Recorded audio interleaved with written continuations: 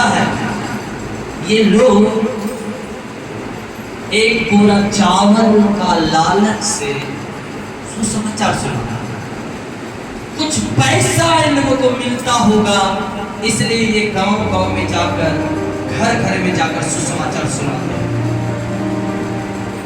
क्या ये हो सकता है एक पूरा चावल के लिए कोई अपनी जान की बाजी लगाकर परमेश्वर का प्रेम को बांटे? क्या हो सकता है? आज सुसमाचार सुनाने वालों के ऊपर बहुत खतरा है। लोग विरोध करते हैं, मार डालते हैं, दल बना कर उस पर हमला करते हैं, झूठा इल्जाम लगाते हैं धर्म परिवर्तन के नाम का और उसे जेल में डाल देते हैं।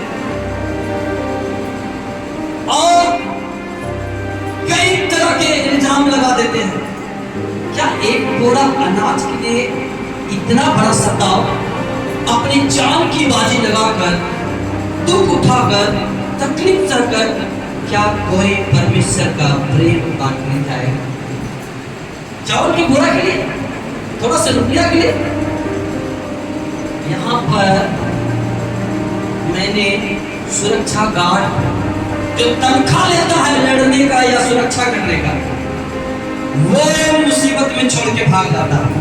लेकिन परमेश्वर के दास, परमेश्वर का प्यार आप सब तक पहुंचे, हर गांव में पहुंचे, हर लोग को पहुंचे, हर लोग को मालूम हो आप क्या चीज है, उसकी भयावहता क्या है, उसकी गंभीरता क्या है।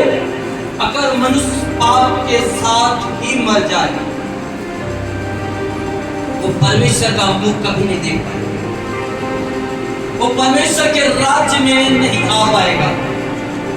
आज आपको सच्चाई बताते हैं, रेपिस्ट, चोर और डकैत भी मरता है ना, तो उसका जब कार्ड मिलेगा आपको, उसमें लिखा रहेगा स्वर्गवासी। हालेलुया। आपको लगता है कि वो स्वर्ग चला गया होगा? लगता है क्या स्वर्ग चला जाएगा?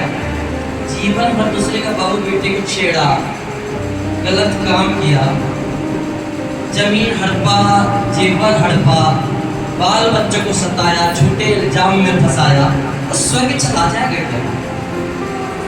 बाबा कहता सुनो, इसी परमेश्वर के उद्धार की बातों को सुनाने के लिए हर एक परमेश्वर का दास, परमेश्वर के दासी, परमेश्वर के पाप का क्षमा किसी और के द्वारा नहीं है, ना गाय बैल के बकरियों के लहू के द्वारा, ना तुम्हारे धन, ना तुम्हारे वैभव, ना तुम्हारे नाम के द्वारा तुम्हारा पाप का उद्धार नहीं है।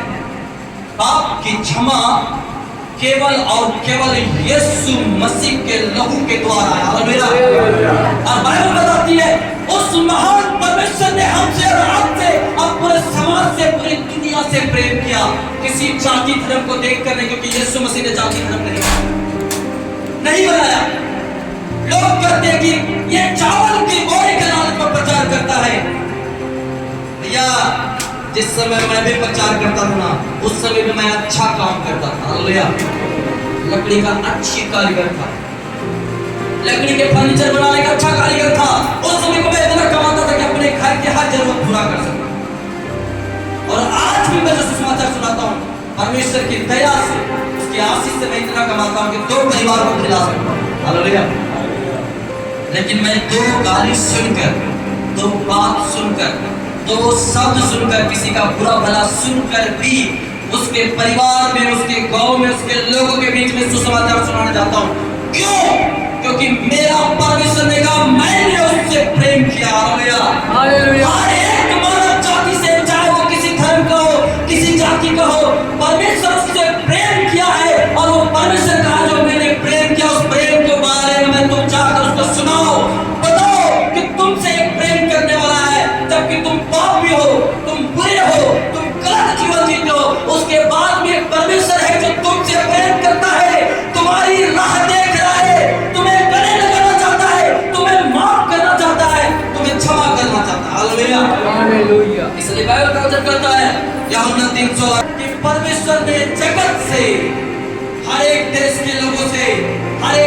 वाले थे, चाहे कोई दल वाला अपने परमेश्वर के दासों को झूठे इल्जाम में फंसाता हो, मारता हो, उसे जेल करवा देता हो, उसकी हत्या कर देता हो, उसके बावजूद परमेश्वर उससे भी प्रेम करता है और परमेश्वर के दास को, परमेश्वर के लोगों को यही सिखाता है कि जो तुम्हें सताए, जो तुम्हारा दुश्मन बन जाए, तुम उसके लिए भी प्रार्थना करो। हालेलुया, प्रार्थना करो।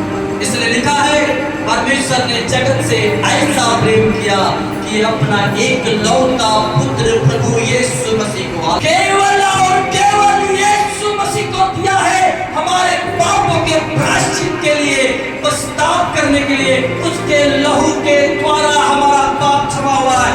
इसलिए लिखा है कि परमेश्वर ने जगत से ऐसा प्रेम किया कि अपना एक लौता पुत्र प्रभु यीशु मसीह को दे दिया, ताकि जो कोई, चाहे वो किसी विरोधी इंसान का परिवार क्यों ना हो, चाहे कोई मसीह को फंसाया हुआ व्यक्ति क्यों ना हो, हत्यारा क्यों ना हो, व्यभिचारी क्यों ना हो, चाहे जो कोई उस पर विश्वास करे, जो कोई, कि वो परमेश्वर हमसे प्रेम करता है, वो मेरे पापों के लिए मरा, मेरे पापों के लिए कीमत चुकाया है, जो कोई विश्वास करे वो नाश ना हो। हालेलुया।